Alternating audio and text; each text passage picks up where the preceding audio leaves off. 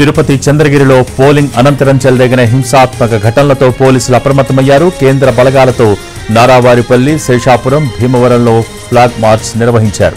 సమస్యాత్మక ప్రాంతాలలో police picket ఏర్పాటు చేశారు. చంద్రగిరిలో 144 సెక్షన్తో పాటు 30 యాక్ట్ అమల్లో ఉందని, ప్రజలు గుమికూడవద్దని హెచ్చరిస్తున్నారు పోలీసులు. సభలు, సమావేశాలు, ఊరేగింపులకు అనుమతి లేదని స్పష్టం చేశారు.